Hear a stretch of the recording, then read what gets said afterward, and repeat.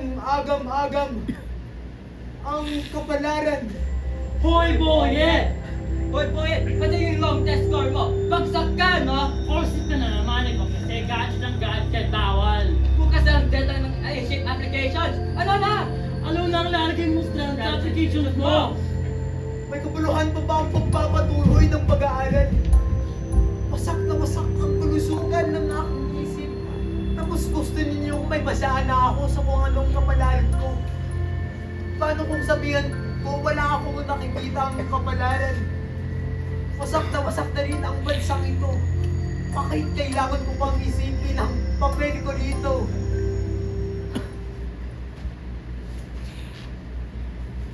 Pinakilos, sinadlaw at bulan ng kanilang nakikita ang kapalaran.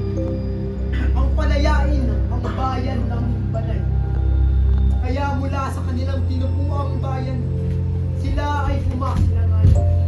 Nagpatianod suramara kasampasig upang makitagpo sa katalunan sa mga lupang kailangan para sa paglayag sa kabilang dayo. Upang mapalaya ang kanilang ama mula sa kaluwalhatian. Kaya't unang narating ang mga kapatid sa kagubatan ng katulan ng Pasig. Kagubatan ito ay madilim at tahimik. Na huwag na matitinik ay walang pagitan. Kayanin ito tinatahanan ng mga kapre at bayan. Bang na nga! Kanina pa tayo paikot-ikot dito.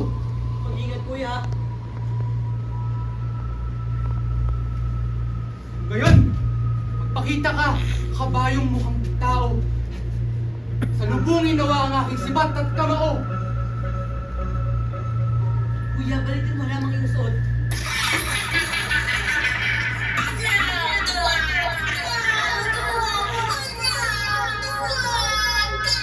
Yakat kinatawag ang tuwag at isang nagtatago. Isang paring gala. Piniikot lamang yung isip, kuya. Ang pinagyayabang mong lakas at tapang, iyan ang pumatay sa iyong ama. Iyan ang sumira sa iyong bayan. Ang bayang magtiwala sa iyo. Ang bayang iniwan mo. Silang ipapatay sa iyo naman lupa. At ngayon, dadalhin mo muli sa kapahamakan ang iyong kapatid. Hindi ka ba natuto noong mundi ka ng manulon ng buhaya ang kapatid mo? Wala ka talagang pag-ibig para sa sarili mong kapatid! Tila pinapahalagan ko lamang ang aking kapatid. Subalit hindi iyan ang nakatitik sa iyong puso. Kumugulo sa puot sa iyong sariling kapatid ang iyong puso. Sipulan ang may kasalanan kung bakit namatay ang iyong ama. Sipulan ang may kasalanan ng lahat. Iyan ang isinisigaw ng iyong puso. Nais mong patayin ang iyong sariling kapatid. Kuya, balikin mo lamang yung suot. Bulan. Hayaan mo na siyang mamatay. Nalimutan mo na ba ang mga sugat na idinulot ni Adlaw sa iyo?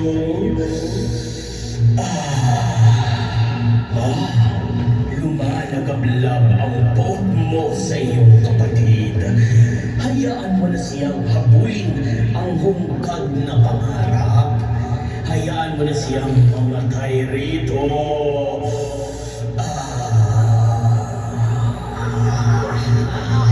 Iban, kapatid ko ba rin siya? Ay, mapaniwalaing bata.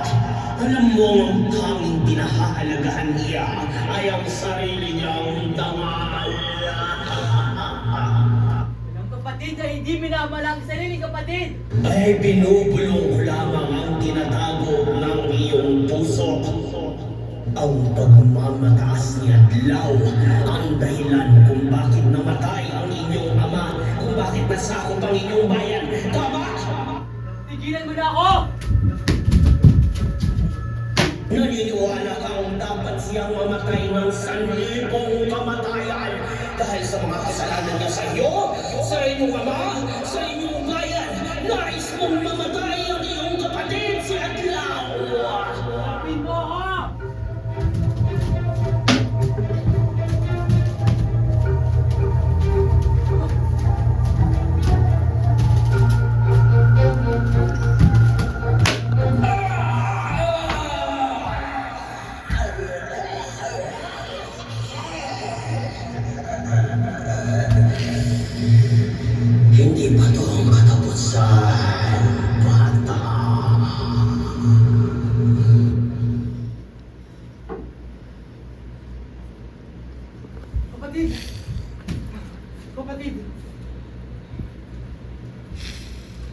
Sulit ko rin.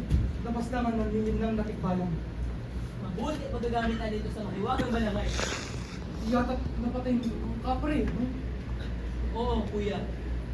Ang bihira! Natatalo ka sa mga tao, subalit nakakayanan mo lupas lang ang mga laman lupa. Puno ng dugo ang mga pinapayag niya sa akin, kuya. Narinig mo ba ang kanyang mga sinasabi? Dapat ko bang marinig, kuya? Hindi. Hindi naman. Hindi ko dapat narinig. Kapatid, Ano, kuya?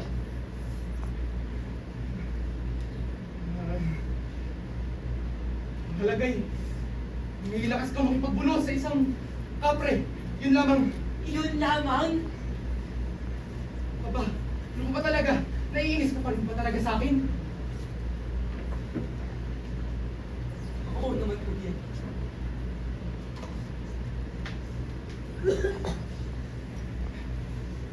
Ano na? Salamat. Pagkatapos nito, ninakbay ni Nadlawan Bulan ang bayang nakatanod sa karagatang banayan kung saan tinatahanan ni Dalagang Magayon. Dumako na sila sa bayan ng Balon. Kuya, nararamdaman ko ang iyong kaba. Hindi naman ako to, kuya. Hindi naman, sariwa pa ang alaala. Malapit ka ng masagpang buhayan. Kung mangamba, kaya ko namang sisirin ang dagat ng mag-isa. Kailangan mo lang gawin ay sundin ang aking mga palatuntunin. Yun. Kuya, mag-iingat ka, ha?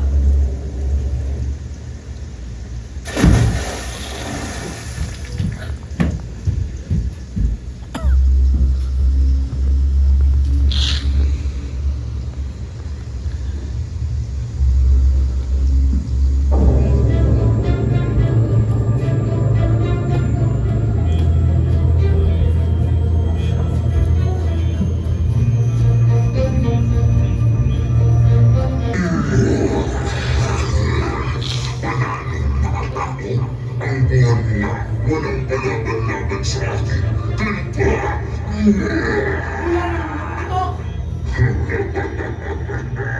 Dala ko ang sindak mo sa aking pamitain. Uhugin bata. Bulan! Bilis! Tinatatakutan mo pala ang mga katulad ko. Tinatatakutan mo pala ang tubig.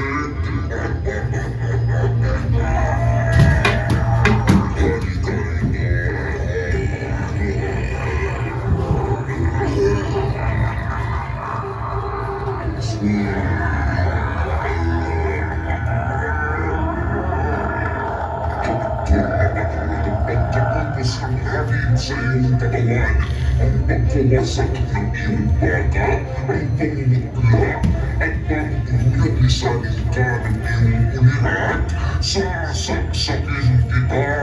Bitaw mga kapatid ko! Malinaw! Ikaw na ang pagalihan! Buhaya ka lamang! Hindi na ako taon sa inyo! Buhaya!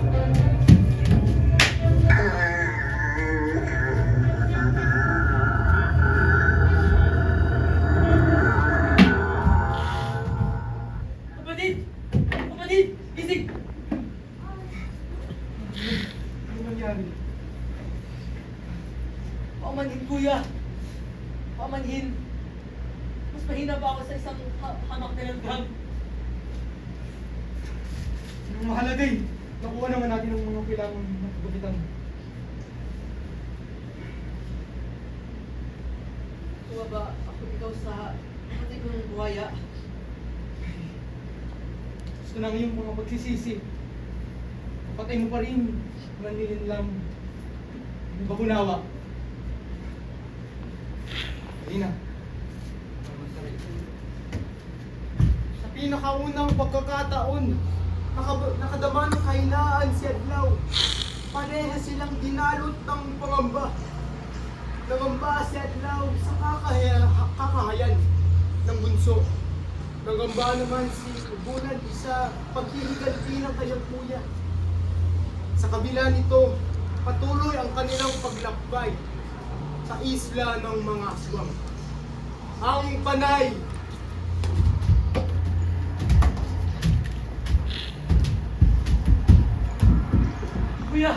baka namin nila sa bangin ng mga pana. Hindi sumapat, napasa kamay pa rin natin ang ating mga sibat. Ngayon, tahiin natin ng mga bawal sa ating mga pana. Na.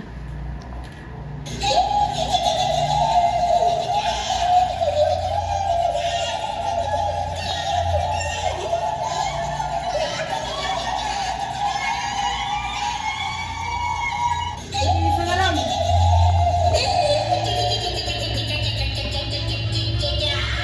Dalawa kasalamat na bata ang tuwas lang sa aking mga kapatid. Tumayo ba? Dahil ikaw naman ang susunod! Mata sa mata, laban sa laban, kapatid sa kapatid. Kuya! Bawal mo namin kapatid! Tulong kuya! Ngayon, patayin ako. Ilalagalag ko sa buhay ang iyong kapatid. Kuya, tulong! Hindi yan. Nakita ko ang puso mo. Naisip mo kahit tulutang mamatay ang iyong kapatid. Sinungalingan! Ah! Dito!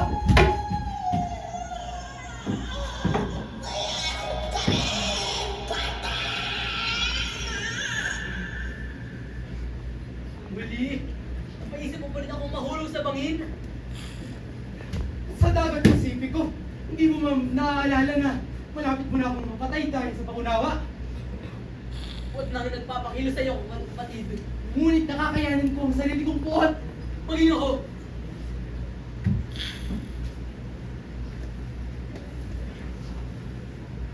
Hindi ko na lang ang patutunguhan natin kapatid. Si Ama. Si Ama naman ang ating talagang layunin. Tayo'y gumaong para makita muli ang katalon.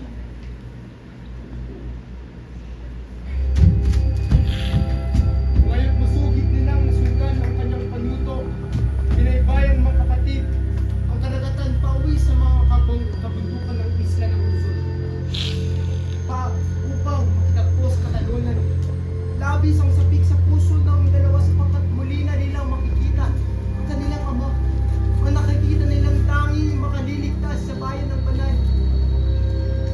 Samantalang naagapay ng sabik na ito ang agam-agam. Kapwa na damahan ni Nagunan at Adlaw ang namumungkot sa isa't isa. Umaasa na lang sila na mapula ito sa pagbabalik ng kanilang lumauma. Nabuo ninyo ang mahiwagang balangay para sa mga musmos na katulad ninyo. Hindi ko akalain na kayo ay magtatagumpay. Pero di yata'y mas mabigat ang inyong daladala ngayon. Pero nareklamo po yun para sa pagbalik namin, Ama. Subalit ano nga po ang mga hakbang para mabot ang kaluwalhatian? Ito na marahil ang pinakahuli at pinakamabigat na hamon na kailangan ninyong harapin. Makinig kayong mabuti. Manganganib hindi lamang ang buhay ninyo, kung hindi pati na rin ang inyong paniniwala at paninindigan. Handa na ba kayong ialay ang lahat para may balik ang inyong ama mula sa kaluwalhatian? Ako ay handa. Handa din ako. Kung gayon, makinig kayong mabuti sa akin. Matatagpuan sa kaluwalhatian ang pinakamakapangyarihan sa lahat. Si Bathala. Hahadlangan niya ang inyong layunin at posibleng ipatapon pa kayo sa kasamaan. Kaya kailangan ninyo ng isang kapangyarihang kapantay ni Bathala. Isang kapangyarihang magmumula kay Sitan. Si Tan, ang pinakamakapangyarihan sa lahat. Si Tan, ang pinuno ng kasamaan. Si Tan, ang poon ng kamatayan. Humingi kayo ng pagpapala kay Tan. Kulang lang po ang aming ama sa kasamaan. Ang pagkuha ng kaluluwa sa kaluwalhatian, ang pinakamalaking pangahamak ay bathala. Paano po humingi ng pagpapala kay Tan? Paano humingi ng pagpapala kay Tan? Pues, kailangan ninyong ialay ang pinakamamahal ninyo sa buhay. Kailangan ninyong ialay ang dugo ng pinakainiibig ninyo sa buhay. Sa makatuwid, kailangan ninyong ialay ang isa sa buhay ninyong dalawa. Hindi ba yan naman ang gusto mo, Bulan? Ang makapaghiganti sa iyong kapatid? Di ba? Adlaw, ikaw, hindi mo ba naririnig ang pagpapatawad ng iyong ama? Hindi mo ba naririnig ang kanyang pagpapatawad mula sa iyong pangahamak? Pag-usapan natin ito, kuya. Hindi lamang, Tay! Gusto na! Puro ka rin salita! Para ito sa ating bayan! Para ito kay Ama! Bulan! Bulan, makinig kang mabuti. Kung hindi dahil kay Adlaw, meron pa sanang bayan ng banal. Meron pa sana kayong mauuwian, Bulan. Si Adlaw, ang punot-dulo ng lahat ng kasawian, Bulan. Si Adlaw! Huli! Ikaw pa rin ang iniisip mo!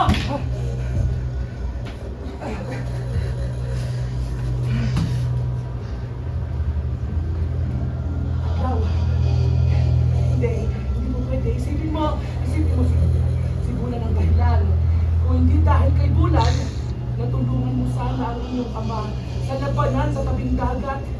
Kaya si Bulan ang punot-dulo ng lahat ng kasawian. Adlaw, si Bulan!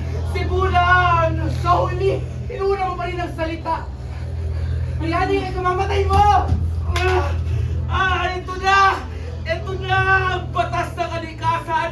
Ang malaikang malakas sa mahina! Kapalaran ng isang kapatid na patayin ng kanyang kapatid para matupad ang kanyang kapalaran. Kaya sige, tuparin ninyo ang inyong kapalaran. Kapalaran ninyo, ipakita ninyo ang malahayop na kalikasan ng tao! Kapatid! Kapatid! Wala! Kapatid, wag!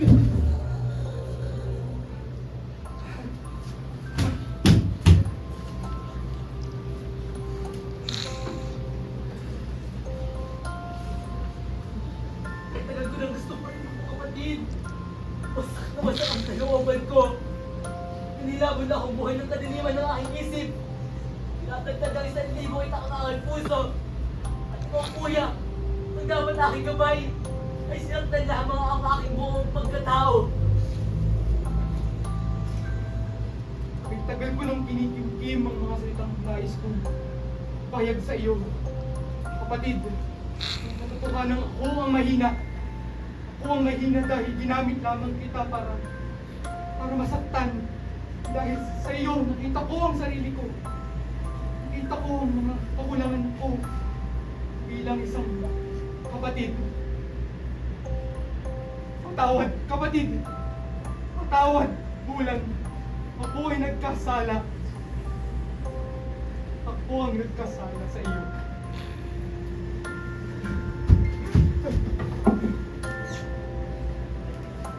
Nawasak na ang batas ng kaligtasan.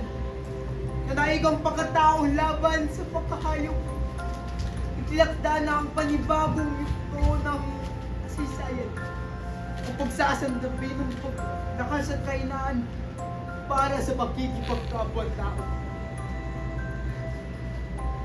Kung gayon, Adlaw, Bulan, hindi na ninyo itutuloy ang inyong layunin na ibalik ang inyong yumaong ama dito sa daigdig ng mga buhay. Hindi na. E paano ang bayan ng banal? Pinagkatiwala naman ko kinabahan kali. Sa gayon sana'y nasupunin na ang mga kalaban. Kung gayon, pinagdarasal ko kayo. Pinagdarasal ko kayo sa inyong bagong kapalaran. Hari naway gabayan kayo ng mga anito at ibathala.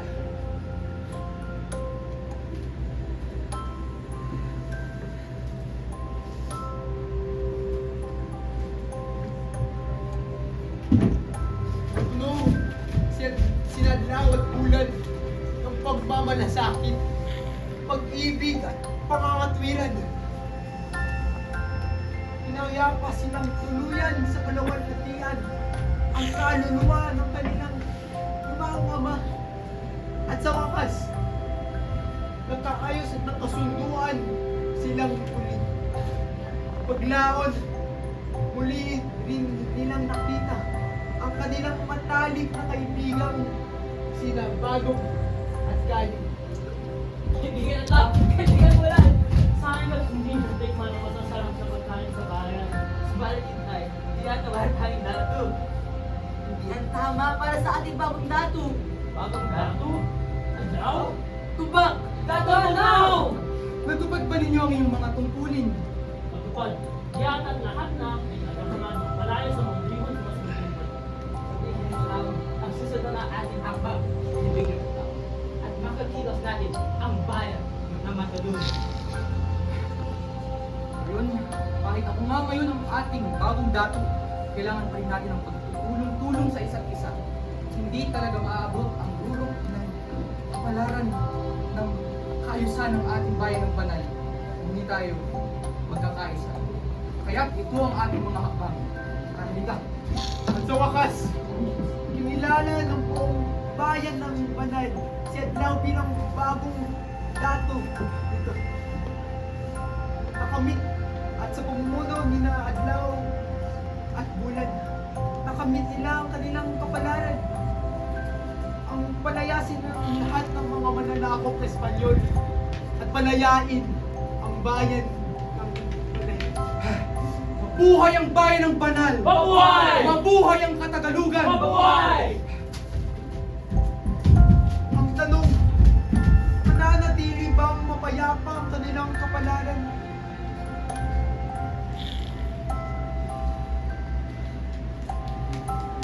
Kapirasong langit lamang ang aking nakikita. Ngunit sa munting tagpi ng kalimlang ito ay kumukuti-kutita. Isang napakaliit na bituin ang mumunting ilaw ng pag-asa.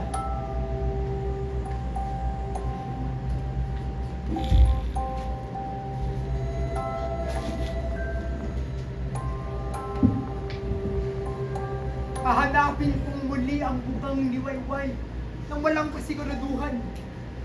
Ngunit magpapatuloy pa rin ako. Magpapatuloy pa rin ako. Magpapatuloy pa rin ako sa kabila ng kamatayan. Magpapatuloy pa rin ako dala-dala ang pag-ibig tungo sa hinahalayang kong kapalaran.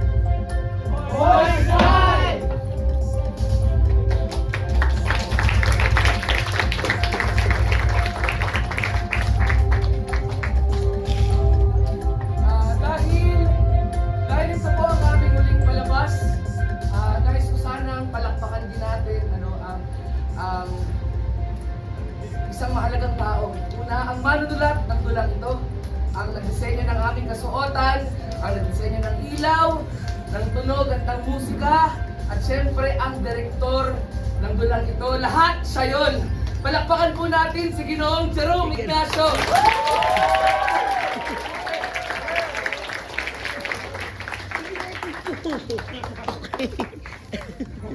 Grabe ka na.